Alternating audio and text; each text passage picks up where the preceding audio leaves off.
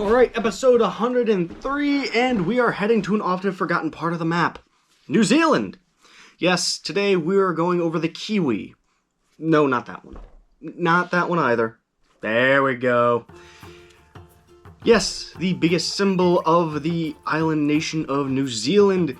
The game specifies the North Island brown kiwi, but there's 4 other species, and to be fair, they all kind of fall in the same cultural and significant space, so the other 4 that you need to know are the Great Spotted, the Lesser Spotted, the South Island Brown, and the Ocarito. I said that Spanish, but I don't think it was, obviously. But for this video, it's all just the Kiwi. Now, many of you may know what the Kiwi is, but there's probably a lot of things you don't know. Let's start with the size. The North Island Brown is the largest species, coming in at 16 inches tall and weighing 5.7 pounds. That is roughly the size of a domestic chicken, depending on species, of course. Interestingly, we don't have a lot of knowledge on how we got this plump little ball of feathers, and that's mostly because it is yet another ratite. Now, since I hadn't started using script for the last few ratites that we had, allow me to kind of get into it. First and foremost, ratites consist of pretty much all flightless birds in the world, sans the penguin. Ostriches, emus, kiwis, cassowaries, rheas, those sort. But despite all of them being related, we don't know where they came from, how they evolved, and why they seem to be so separated. And the kiwi is probably the best example of this, seeing how their closest genetic relative is not the emu or cassowary of Australia or Papua New Guinea, and not even the moa that also lived in New Zealand long ago. It's actually the now extinct elephant bird of Madagascar.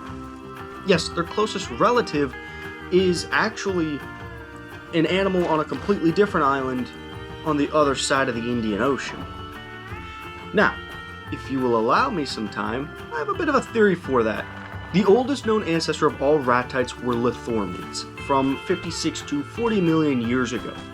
The only fossils we have of these animals all come from the northern hemisphere, that being Europe and North America.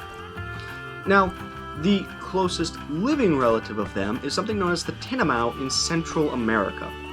This is the only ratite that still has at least some ability to fly. Now, lithoornids were flying birds, and I theorize that they probably flew down to South America. That's not much of a theory, that's exactly what happened, but I feel like they may have gone further. Now, you see, the fossil record shows a 17 million year gap between the lithoornid and the tinamou.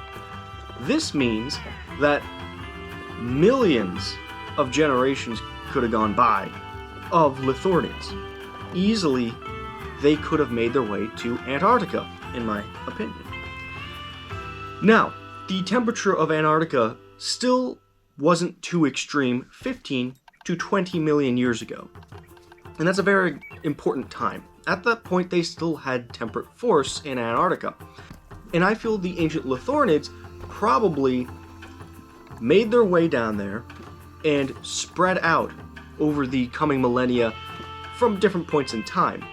And the reason I say that is because there is not a single ratite of the old world that has a fossil record less than 16 million years. So, as you can see, there's a little bit of credence with what I'm saying, and I unironically wanted to write a thesis on this entire topic. Unfortunately, my writing ability isn't quite up to snuff for something as major as a thesis, but perhaps one day I will actually do that. With all that said and done, the 16 million year mark is actually of our kiwi today. Back in the day, they were a longer winged species known as the Proapteryx micromerus, and as time went on, they lost the wings, became flightless, and honestly, kind of lost any form of defenses they could possibly have. And that's mostly because, well, there weren't any predators on New Zealand. Technically there was, it was the Host eagle, but it had bigger fish to fry. Probably wasn't too worried about kiwis.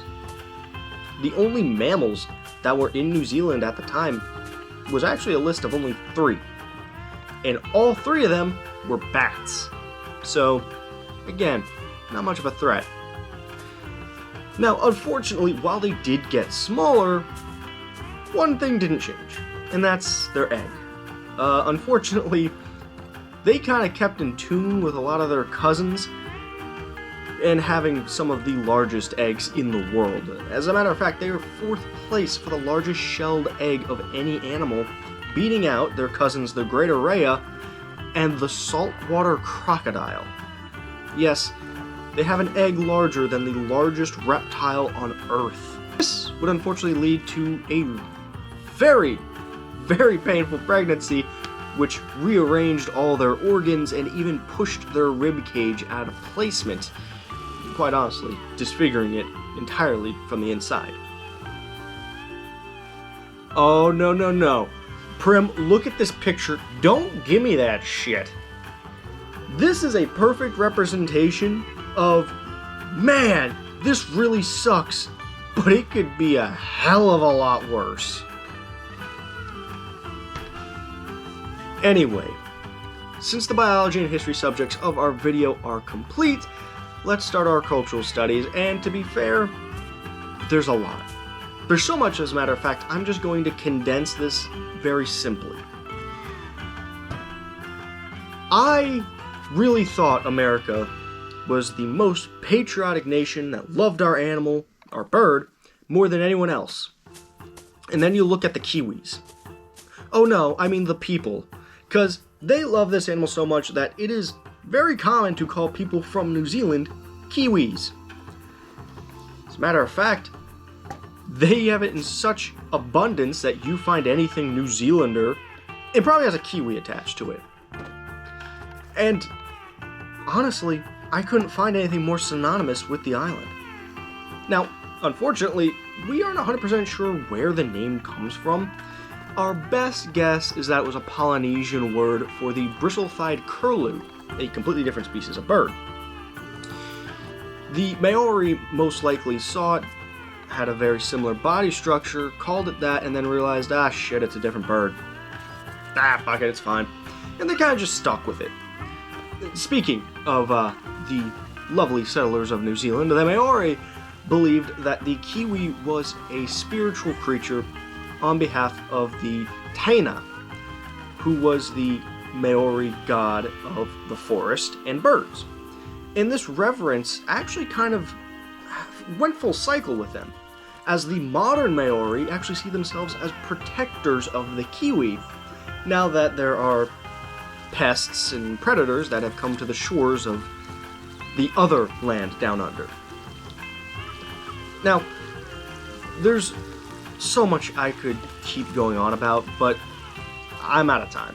And honestly, there's not much for me to say that you probably don't already know. It's gotta be the only animal from New Zealand proper that you would know from the top of your head.